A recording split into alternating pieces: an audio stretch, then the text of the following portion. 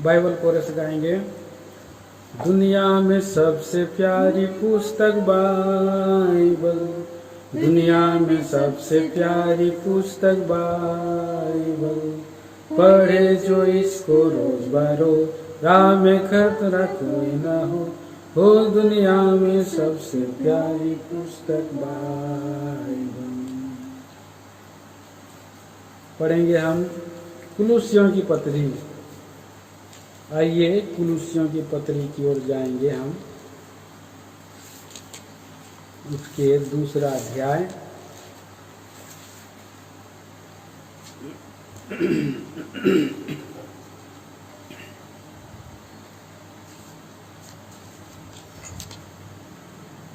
छः और 7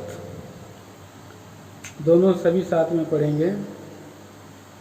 अतः जैसे तुमने मसीह यीशु को प्रभु करके ग्रहण कर लिया है, वैसे ही उसी में चलते रहो और उसी में जड़ पकड़ते और बढ़ते जाओ, और जैसे तुम सिखाए गए वैसे ही विश्वास में दृढ़ होते जाओ और अधिकाधिक धन्यवाद करते रहो।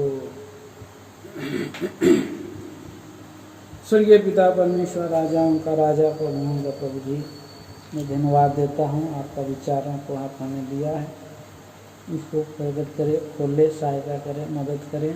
अयोग निकम में दास पर दया करें। जब तक आप ना देंगे ना मैं कुछ पा सकता हूँ ना बांट सकता हूँ। आपके लोगों के उन्नति के लिए ये हो सके प्रार्थना है। मैं क्या हूँ, मुझे वो सिखा, आप तैयार कर। मसीह यीशु के नाम में मांगता है, आमीन। मेरे भाई बहनों, यहाँ पर हमने पढ़ा कुलुस्सियों की पत्री में मसीह में जीवन की भरपूरी। प्रभु के दास लोग इन दिनों में हमारे लिए जो वचन को ला रहे हैं, क्यों ला रहे हैं? क्योंकि हम मसीह में भरपूरी जीवन बिताएं।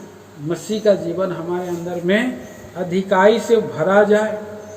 और कैसे भरा जाएगा? प्रभु के वचन के अनुसार हम चलेंगे। प्रभु को हमने जो है कि जैसे प्रभु करके ग्रहण कर लिया है, वैसे हम अगर उसको हम क्या करेंगे, उसी में हम चलेंगे। तो यहाँ पर हम 6 पद में हम पढ़ते हैं कुलुस्सियों की पत्री 2 अध्याय 6 पद में, अतः जैसे तुमने मसीह यीशु को प्रभु करके ग्रहण कर लिया है, वैसे ही उसी में चलते रहो। प्रभु करके ग्रहण कर लिया है। क्यों प्रभु करके ग्रहण कर लिया है? क्योंकि वो प्रभु है। क्योंकि वो प्रभु है, इसलिए हमें प्रभु करके ग्रहण कर लिया। प्रभु मतलब स्वामी, प्रभु मतलब मालिक।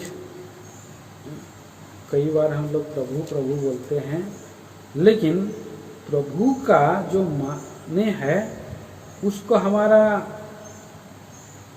ध्यान में नहीं रहता। हम जानते हैं कि प्रभु का मतलब क्या है, फिर भी हम प्रभु प्रभु बोलते हैं, लेकिन उसका मीनिंग के अनुसार हमारा स्वभाव या हमारा चाल नहीं होता।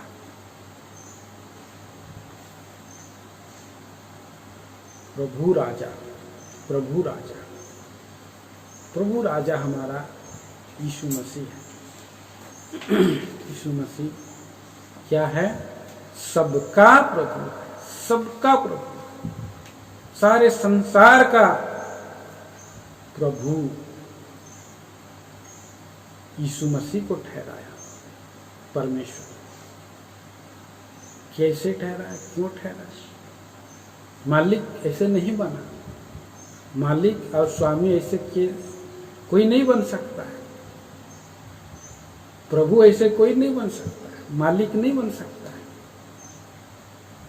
मालिक बनने के लिए कीमत चुकाना पड़ता है, दाम देना उसकी देना चाहिए। इसलिए यहाँ पर हम पढ़ते हैं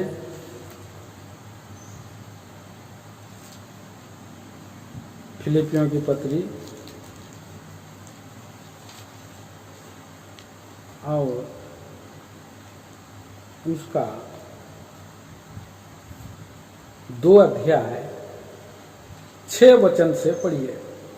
जिसने परमेश्वर के स्वरूप में होकर भी परमेश्वर के तुल्य होने को अपने वश में रखने की वस्तु न समझा, वरन अपने आप को ऐसा शून्य कर दिया और दास का स्वरूप धारण किया और मनुष्य की समानता में हो गया और मनुष्य के रूप में प्रकट होकर अपने आप को दीन किया और यहाँ तक आज्ञाकारी रहा कि मृत्यु, हाँ, क्रूस की मृत्यु भी सह ली। आगे, इस कारण परमेश्वर ने उसको अति महान भी किया और उसको वह नाम दिया जो सब नामों में श्रेष्ठ है, सब नामों में श्रेष्ठ है। आगे, कि जो स्वर्ग में है और पृथ्वी पर और पृथ्वी के नीचे है, वे सब यीशु के नाम पर घुटना टेके। वे सब किसके नाम से घुटना टेके? यीशु के नाम पर घुटना टेके। 11 पद। हाँ, और परमेश्वर पिता की महिमा के लिए, परमेश्वर पिता की महिमा के लिए हर एक जीव अंगीकार कर ले कि यीशु मसीह ही प्रभु है। यीशु मसीह ही प्रभु है। हर एक जीव को अंगीकार एक दिन करना ही पड़ेगा, आज नहीं तो कल। यीशु मसीह ही प्रभु है। इसीलिए सुसमाचार सुनाते समय पतरस भी लोगों को बताया कि यीशु मसीह सबका प्रभु है, चाहे अन्य जाति हो, चाहे यहूदी हो, चाहे जंगली हो, चाहे स्कूती हो, जो कुछ भी पृथ्वी के ऊपर अर्थात स्वर्ग में, पृथ्वी पर और पृथ्वी के नीचे घुटना टेक दे। हमारी आराधना पक्की सच्ची आराधना कि हम घुटना टेकें, प्रभु यीशु मसीह करके ग्रहण करें। घुटना टेके मतलब हमको उसकी अधीनता में आना। घुटना टेकना का क्या मतलब है? हम आपका स्वीकार करते, हम हार गए हैं, हमारा जीवन का अभी मालिक आप हैं। घुटना टेकने का वही मतलब है। आप हमसे बड़े हैं, हमारा अभी मालिक आप हैं, आपके हाथ में हमारा जीवन है, आपके हाथ में हमारा जीवन है, आपने हमको बनाया है। जब उसका खाली जीवन, निराशा भरा जीवन, किसका? पतरस का। वो सारा उसी झील में मारता रहा मछली, एक भी हाथ नहीं लगा। जैसे ही यीशु मसीह ने कहा कि नाव को गहरे में ले चला और जाल डाल, तब उसने ऐसा किया। उसने मजाक में यूं ही फॉर्मेलिटी के लिए फेंका था, लेकिन पानी के अंदर में भी यीशु मसीह प्रभु है। प्रभु के दास भाई भक्त सिंह ने कहा कि प्रभु यीशु मसीह जरूर आदेश दिया होगा, बड़ी मछली सब एक जगह में आओ, छोटी छोटी मछली तुम लोग किनारे में रहो, और बड़ी बड़ी मछलियां आओ, लाइन में आओ, जाल में घुसो। और जाल में क्रम से घुस गया। उसके बाद इतनी सारी मछलियां आई कि जाल जो है फटने लगी। क्यों मछलियां सुना उसकी बात? क्योंकि वो पानी के भी अंदर का प्रभु है।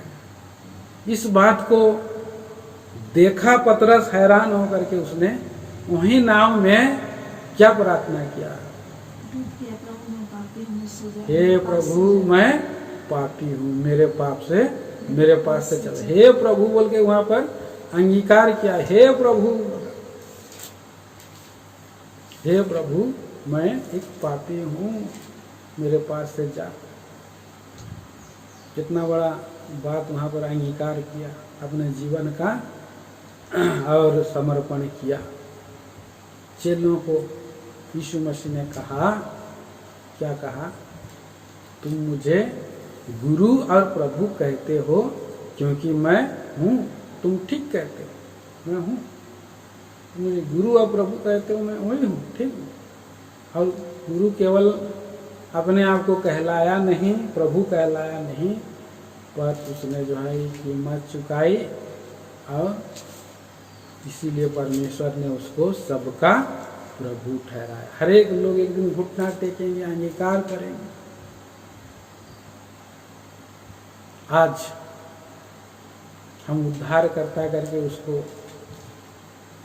लोग छुड़ाने वाला, उद्धार करता, यीशु मतलब उद्धार करता। यीशु का मतलब होता है उद्धार करता, बचाने वाला, छुड़ाने वाला, रक्षा करने वाला, यीशु मतलब होता है। लेकिन यीशु के साथ वो प्रभु भी है। उद्धार करता लोगों को ग्रहण, उद्धार करता लोग ग्रहण करते हैं, लेकिन प्रभु करके ग्रहण करना नहीं चाहते। लेकिन परमेश्वर ने उसको उद्धार करता भी ठहराया और प्रभु भी ठहराया। देखिए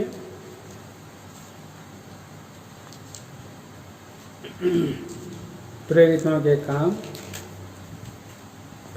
के काम और उसका 4 अध्याय, 4 अध्याय,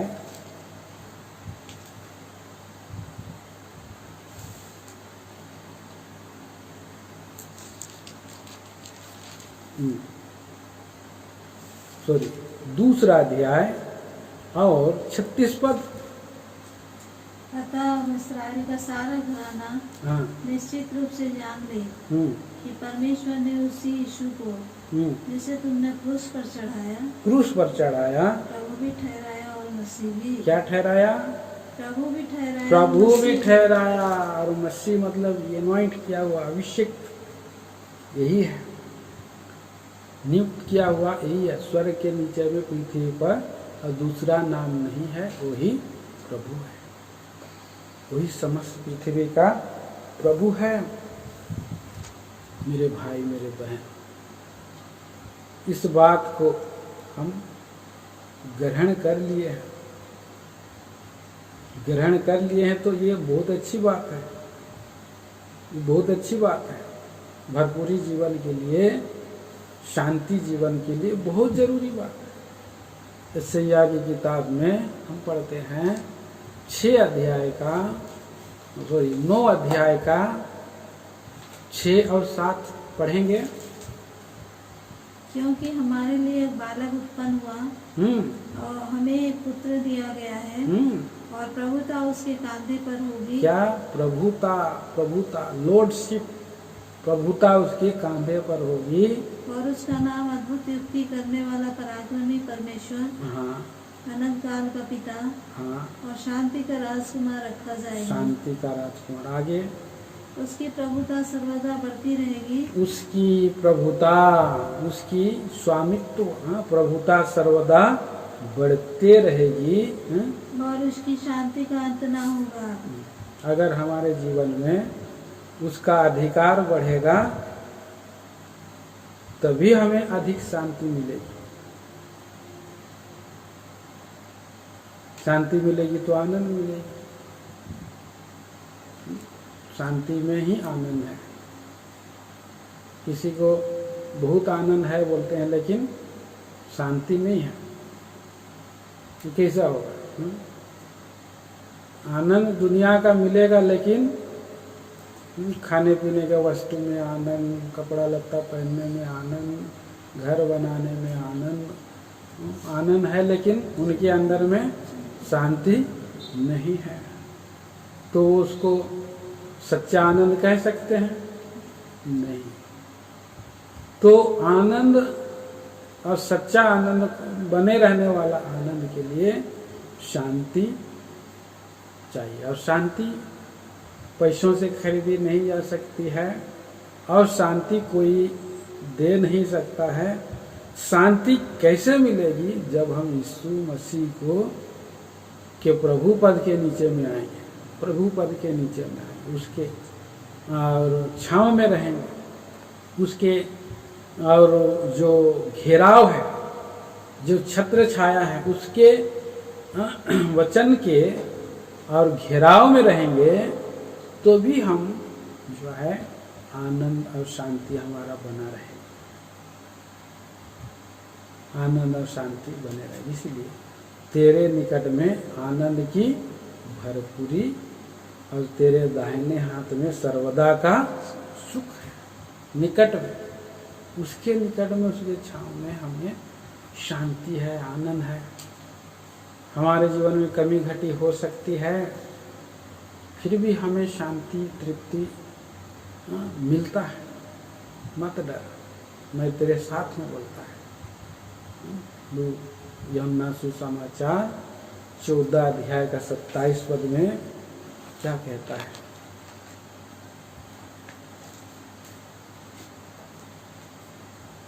चौदह का 27, मैं तुम्हें शांति दिए जाता हूँ, मैं तुम्हें शांति दिए जाता हूँ, अपनी शांति तुम्हें देता हूँ, अपनी शांति तुम्हें देता हूँ।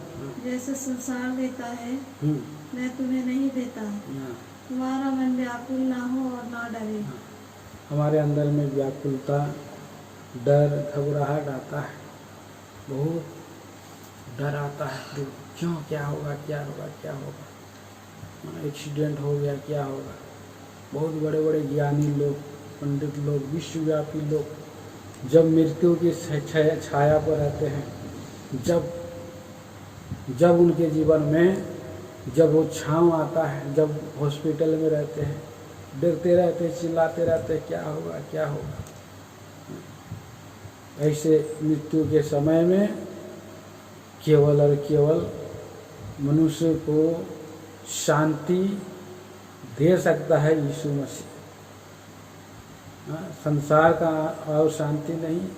मैं तुम्हें अपनी शांति दिए जाता हूँ, तुम्हारा मन व्याकुल ना हो, ना डरे। मृत्यु से मत डरो, मृत्यु के उस पार तो जीवन है। इसीलिए तो दाऊद कह सका, ऐसे अगर घोर अंधकार की भरी हुई तराई में होकर के भी चलूं तो मैं हानि से नहीं डरूंगा, क्योंकि प्रभु यीशु मसीह को मृत्यु को हरा दिया है, जीवन और अमरता को प्रकाशमान कर दिया है। जीवन और अनंत जीवन प्रभु के पास है। जीवन मृत्यु घोर अंधकार के बीच में भी प्रभु यीशु मसीह एक ज्योति है, प्रकाश है, आशा है। स्वर्ग में और अगम्य ज्योति में निवास करने वाला प्रभु है। इसलिए जितने सारे मृत्यु के भय के मारे में पड़े के वश में थे, उन सबों का दासत्व को उसने निकाल दिया, भय को निकाल दिया। मृत्यु आया, मृत्यु का डर को उसने जो है और हटा दिया है। अभी आनंद ही आनंद है। अब इसलिए उसको शांत करिए, बंद करिए। इस तरह से हम देखते हैं हमारा प्रिय भाई बहनों कि हमारा जीवन में आनंद और शांति केवल उस साइड करो। हाँ, लाइए। प्रभु का वचन के अनुसार जब हम चलेंगे तो हमारा प्रिय भाई बहनों इस तरह से हम देखते हैं। सॉरी, वो गड़बड़ करने वाला है। तो प्रभु का वचन में हम देखते हैं कि आनंद या शांति कैसे आएगी, उसकी प्रभुता हमारे जीवन में बढ़ेगी। तभी हर विषय में हम पहला स्थान प्रभु को देंगे। हर विषय में जब हम उससे पूछ के काम करेंगे, आपका उसके वचन के अनुसार करेंगे, उठेंगे, बैठेंगे, चलने का, फिरने का, काम करने का और उसका इच्छा को पूरा करने के लिए कोशिश करेंगे, तो क्या होगा? हमारा जीवन में यीशु मसीह का आनंद आएगा, यीशु मसीह का शांति आएगी, यीशु मसीह का शांति आएगी। पढ़िएगा फिलिपियों की पत्री 4 अध्याय का, फिलिपियों की पत्री 4 अध्याय और 6 और 7 पद।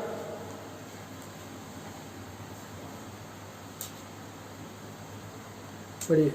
किसी भी बात की चिंता मत करो, हम्म, परंतु हर एक बात में तुम्हारे निवेदन, प्रार्थना और विनती के द्वारा धन्यवाद के साथ परमेश्वर के सन्मुख उपस्थित किए जाएं।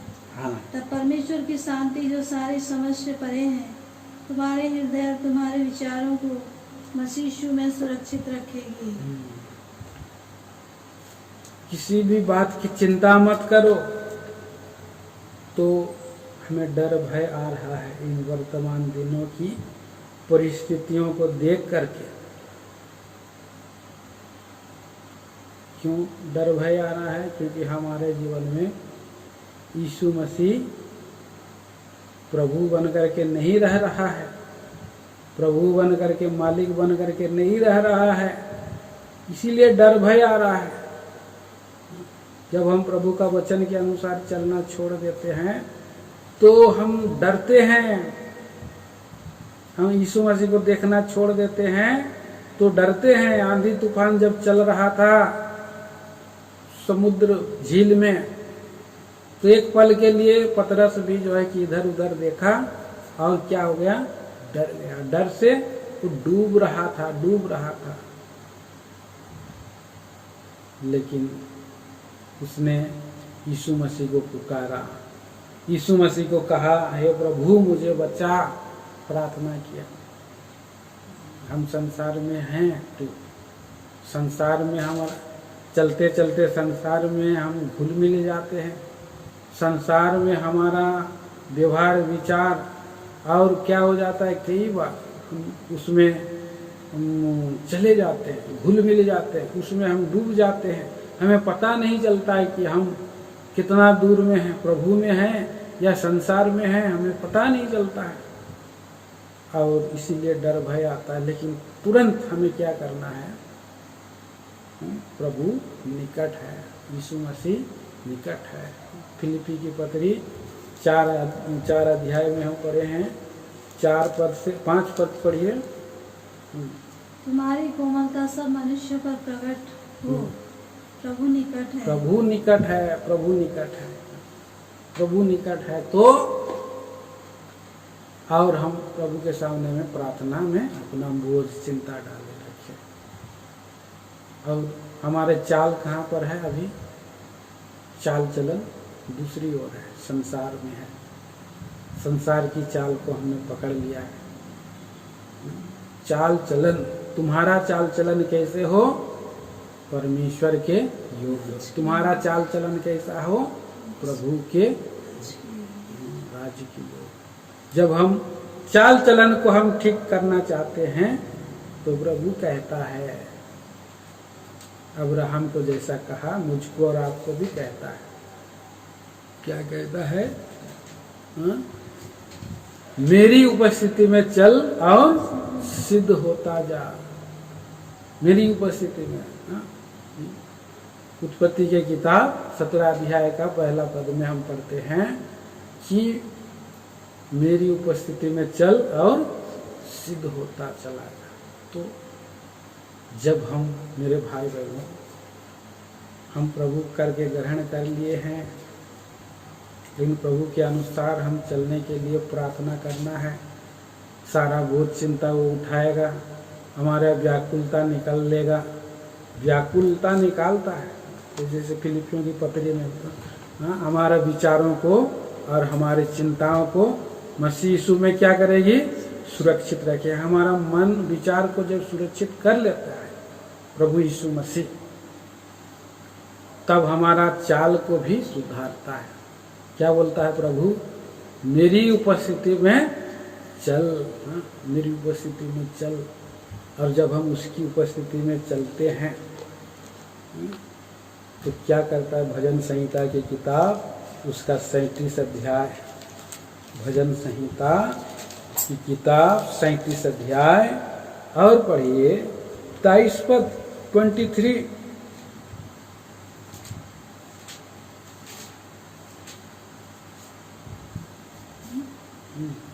मनुष्य की गति यहोवा की ओर से दृढ़ होती है। मनुष्य की गति यहोवा की ओर से दृढ़ होती है और उसके चाल चलन से वो प्रसन्न रहता है। हाँ, और 24 भी।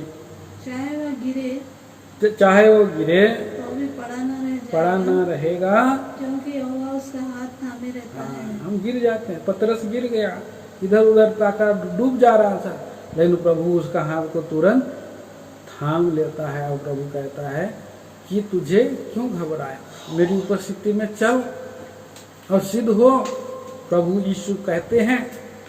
और हमारी गति कैसे परमेश्वर की ओर से ही दृढ़ हो सकती है। तो हम अपने जीवन में अगर चलेंगे, अच्छा चलूंगा, मैं कोशिश करूंगा कि मैं पवित्र चाल चलूंगा, कभी झूठ नहीं बोलूंगा, कभी और गलत मेरे जीवन में नहीं होगा। हम अपने जीवन में कितना हो कोशिश करें तो क्या हो जाता है, कहीं ना कहीं गलती हो जाता है। हम लोग 2 दिन अच्छा चलते हैं, 5 दिन अच्छा चलते हैं, 6वां दिन में हमारा जीवन में गिरावट आ जाती है, पतन आ जाता है।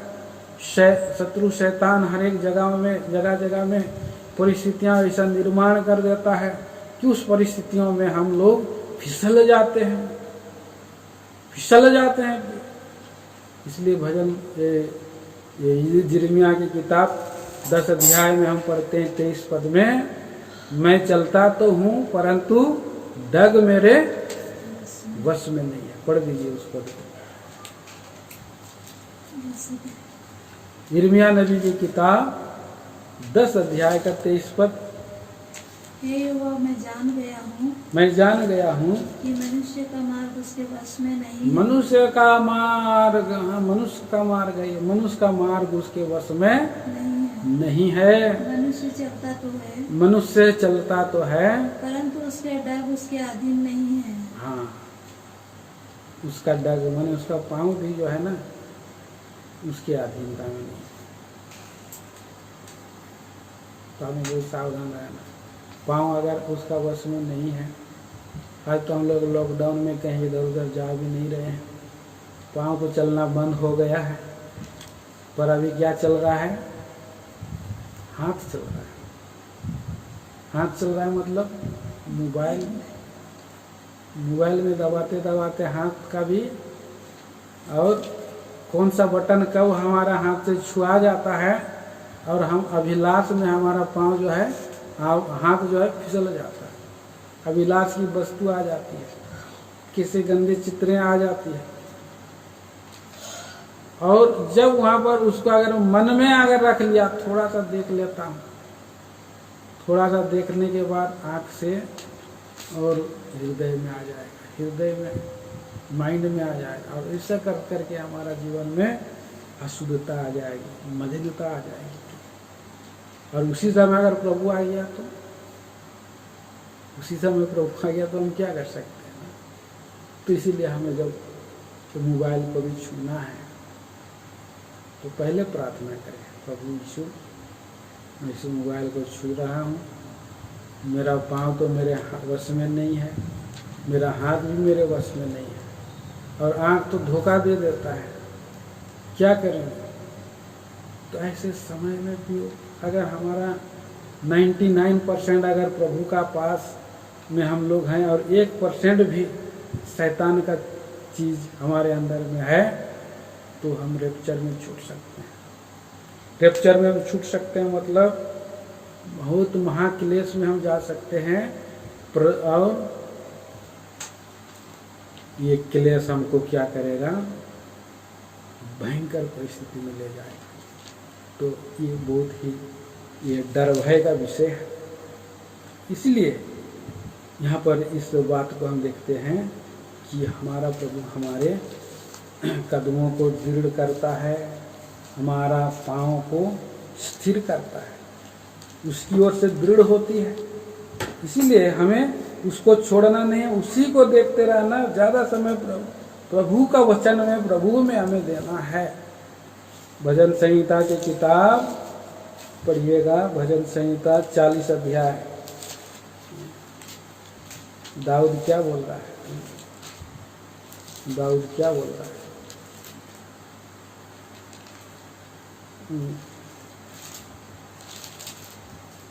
40 का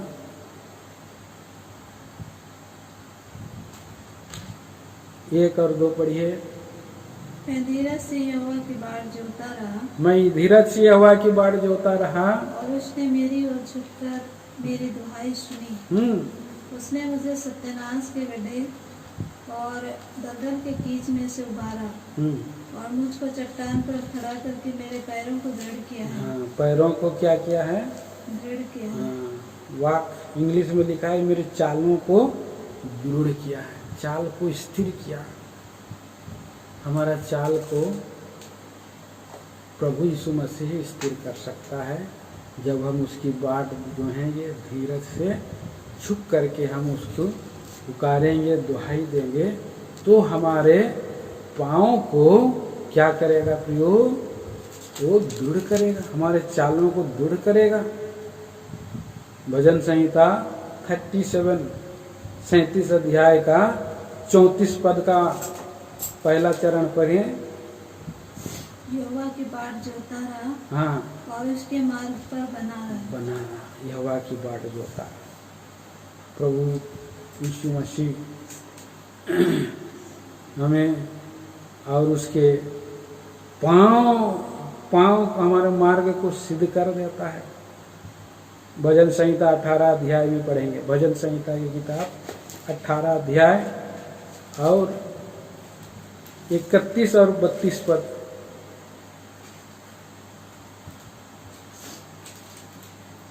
यहोवा को छोड़ क्या कोई ईश्वर है? हमारे परमेश्वर को छोड़ क्या और कोई चट्टान है? और कोई चट्टान है? हाँ। या वही ईश्वर है? या वही ईश्वर है जो सामर्थ्य से मेरा कटिबंध बांधता है। हाँ, सामर्थ्य से मेरा जो है कमर को कस देता है, सत्य की कमर कस देता है, कटिबंध बांध देता है। हाँ। और मेरे मार्ग को सिद्ध करता है। मेरे मार्ग को क्या करता है? सिद्ध कर देता है। 36 पद भी पढ़िए। 36 पद। तूने मेरे पैरों के लिए चौड़ा कर दिया है। हाँ, तूने मेरे पैरों के लिए स्थान चौड़ा कर पैरों के लिए स्थान चौड़ा कर दिया। और मेरे पैर नहीं फिसले। पैर को अभी फिसलने नहीं देगा प्रभु। हमारा हाथों को भी फिसलने नहीं देगा, पाँव को भी फिसलने नहीं देगा। कितना अद्भुत बात है। जब हम प्रभु करके ग्रहण कर लेंगे तो मालिक करके ग्रहण कर, हमारा जीवन का अब बागडोर उसको हम सौंप देंगे तो हमारा जीवन की गाड़ी का अगर उसको हम ड्राइवर बना देंगे, हैं? वो हमारा जीवन की गाड़ी का ड्राइवर मेरा प्रभु बन, मेरे जीवन का गाड़ी को जहाँ ले जाना है ले चल। तो अब जीवन का गाड़ी का ड्राइवर वही है, मतलब वो प्रभु है।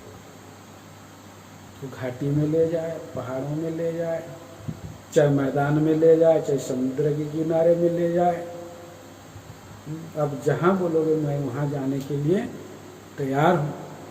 जब ऐसा हमारा जीवन का गाड़ी को हम सौंप देंगे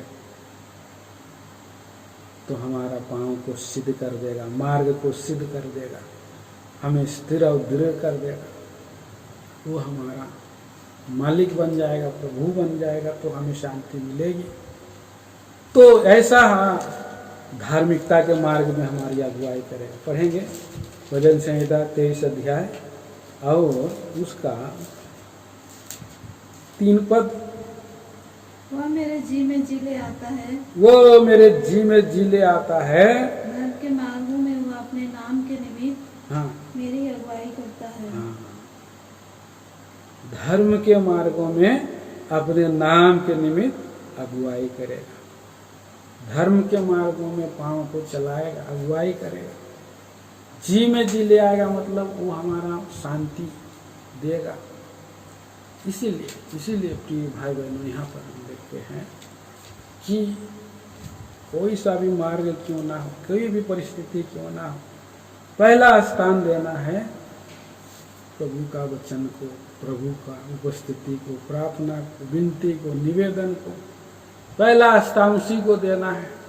घुटनों में रहना है और प्रभु यीशु मसीह से डरना है।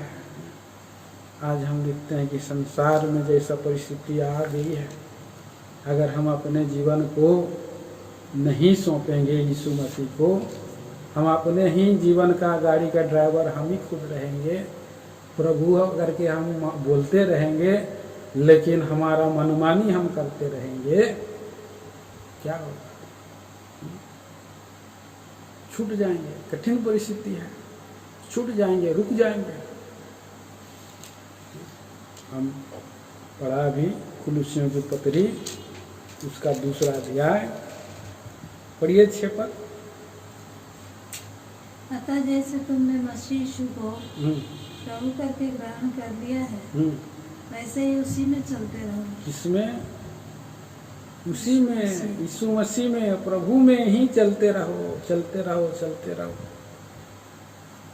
ये हमें अभी चलने के लिए बोला, अभी खड़े नहीं रहना है, प्रभु में चलना है, उसी में ही चलते रहो, चलते रहो, चलते रहो, प्रभु में चलते रहो, चाहे परिस्थिति कैसे क्यों ना हो, और उसमें जड़ पकड़ते रहो, उसमें बढ़ते रहो, विश्वास में दृढ़ होते रहो, अधिक अधिक धन्यवाद करते रहो। भजन करना, आराधना करना बहुत बड़ी बात है। भजन का गीत गाना, स्तुति करना बहुत बड़ी बात है। और ऐसा ही हनोक था, हनोक था, वैसा ही हनोक था, हनोक वैसा ही था। उसने जो है 300 साल तक प्रभु के साथ साथ चलता रहा, परमेश्वर के साथ साथ चलता रहा, उसी में चलता रहा, ना दाएं मुड़ा ना बाएं मुड़ा। उसकी वचनों को ध्यान से सुनता था, उसकी वचनों को मानता था, वो नम्रता का पाठ सीखा, और उसने जो है दीनता की पाठ सीखा, उसने भलाई करनी सीखी प्रभु से। जैसे उसका स्वभाव था वैसा ही उसका स्वभाव होता गया, और वो बदल, और धीरे धीरे धीरे धीरे बदलते गया। अब्राहम भी सिद्ध होते गया, और हनोक भी सिद्ध होते गया। सिद्ध होते होते होते एक दिन पता चला, क्या पता चला? हनोक तो परमेश्वर को प्रसन्न किया है, प्रसन्न किया है। पढ़िए इब्रानियों की पत्री, इब्रानियों की पत्री उसका 11 अध्याय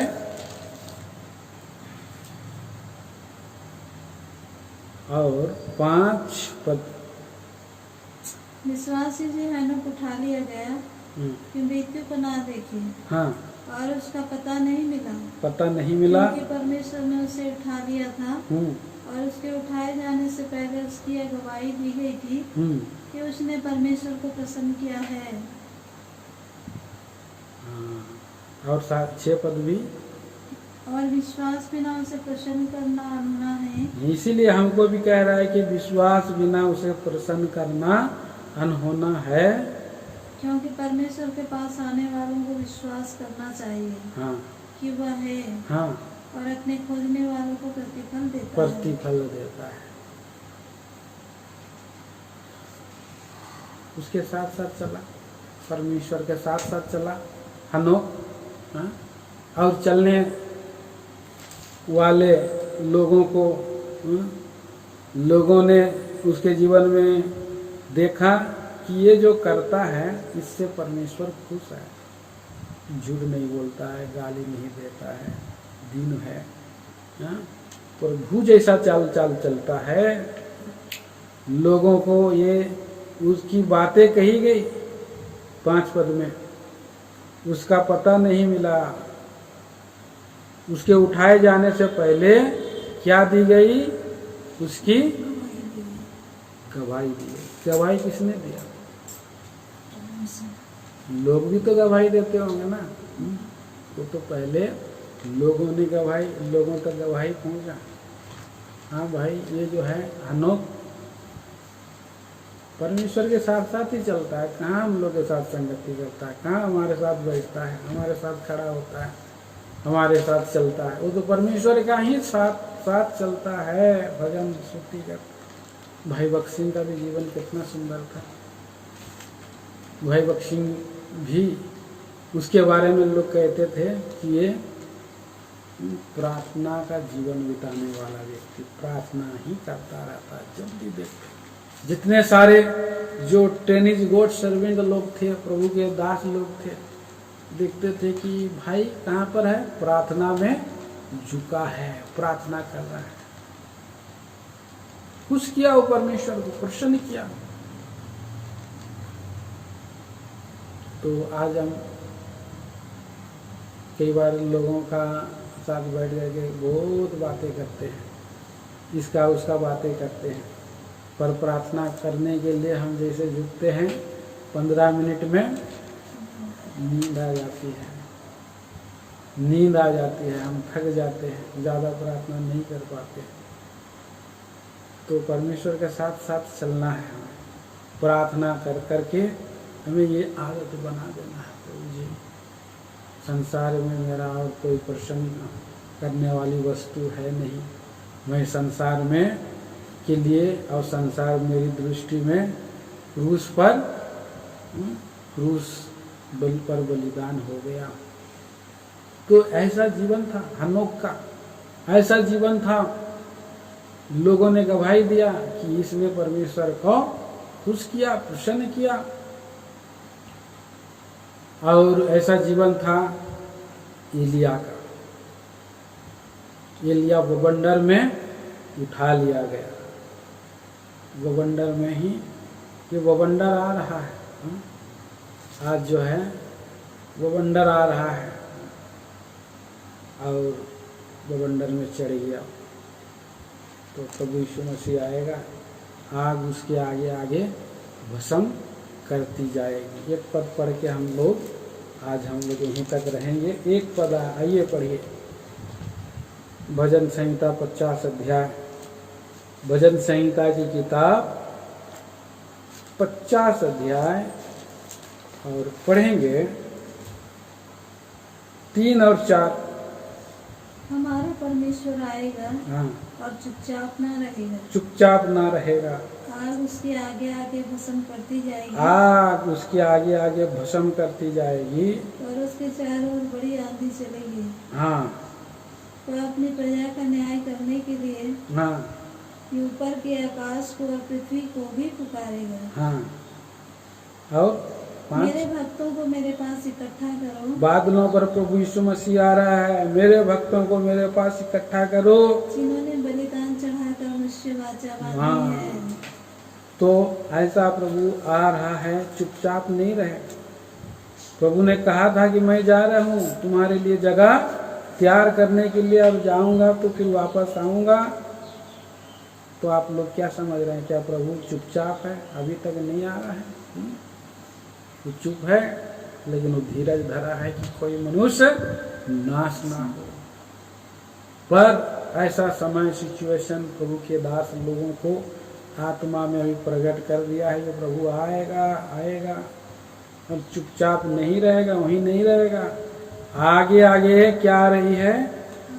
भस्म करने वाली आग आ रही। ये आग क्या करता है फिर?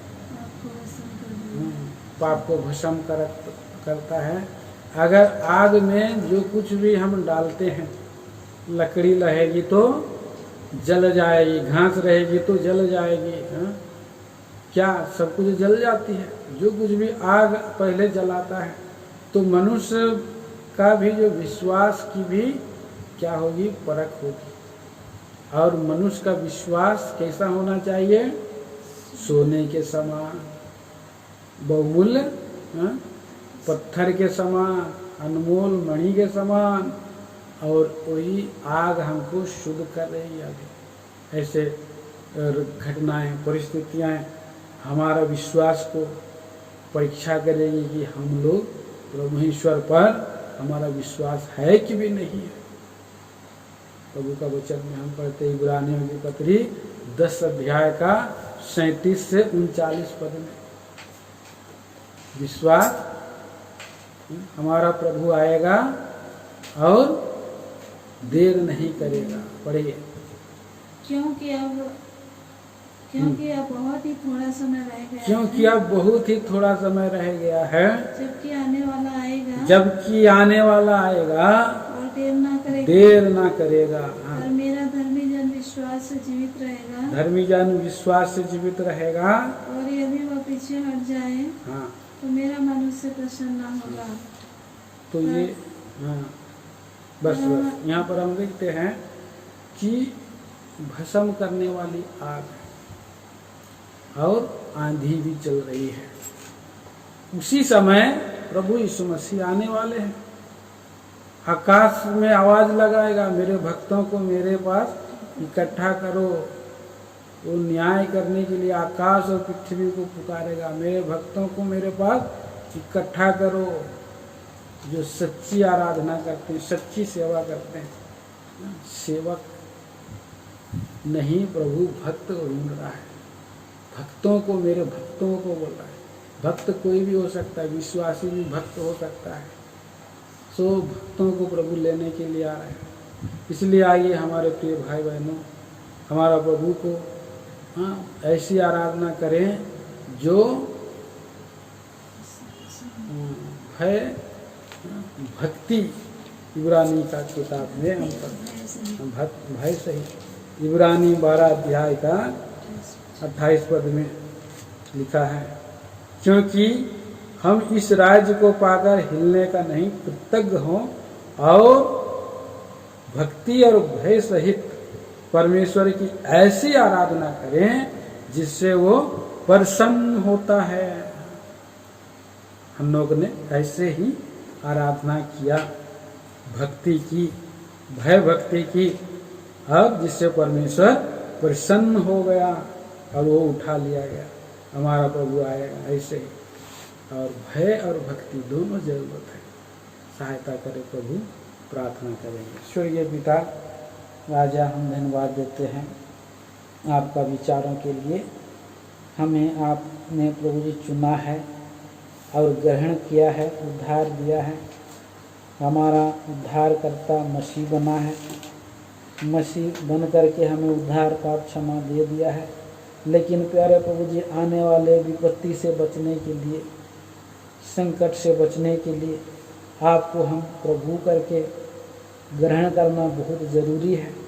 अगर हम ग्रहण करके उस पर नहीं चलते हैं, जैसे प्रभु करके ग्रहण कर लिया उसी में चलते रहो, तो हाँ ये खतरा हमारे जीवन में आ सकता है। हम नष्ट हो सकते हैं, हमारी हानि हो सकती है। हमें प्रभु आपने दिखाया सचमुच में जो है प्रभु कहता है वो उससे नहीं, परंतु जो आपकी इच्छा पर चलता है, ऐसा आपकी इच्छा पर चलने के लिए मुझको, हम सबों को प्रभु आप तैयार करें, दिए गए वचनों की रक्षा करें, उसकी आशीष में बनाए रखें। हर एक आवश्यकता जरूरतों को हाँ पिता परमेश्वर, आप या पिता उन्हें आपके हाथों में सौंप देते हैं। सुनने वालों पर अनुग्रह हो, प्रभु के राज के लिए तैयार हो सके। गौरव और प्रशंसा आप ही को दे देते हैं। प्रार्थना सुना है धन्यवाद के साथ हमारा मुक्तिदाता, उद्धार करता, तारणहार मसीह यीशु क्रिस्त के नाम में मांगते हैं। सुने और स्वर्गराज में ग्रहण करें, आमीन। अब प्रभु यीशु मसीह का अनुग्रह, परमेश्वर पिता का प्रेम, पवित्र आत्मा की सहभागिता हमारे और सारे संतों के साथ अब से लेकर सदा सर्वदा होता रहे, आमीन। सबको जय मसीह की। सप्ताह की जो सेवा है, मंगलवार में प्रभु के दास भाई साइरस लाल जी प्रभु का वचन को लेकर के आएंगे अजमेर से, और गुरुवार के दिन में प्रभु के दास कोई हैं, और फ्राइडे में हम भाई जी के जोनसन प्रभु के दास के द्वारा से वचन हम सुनेंगे। बीच में हम आपको लिंक दे देंगे कि आप हमें फैमिली प्रेयर में भी हम एक दूसरे से जूम के जरिए से हम इकट्ठा हों, और शनिवार के दिन में हम जो है विशेष करके और प्रार्थना में हम इकट्ठा हो सकें। सभी भाई बहनों को फिर से जय मसीह।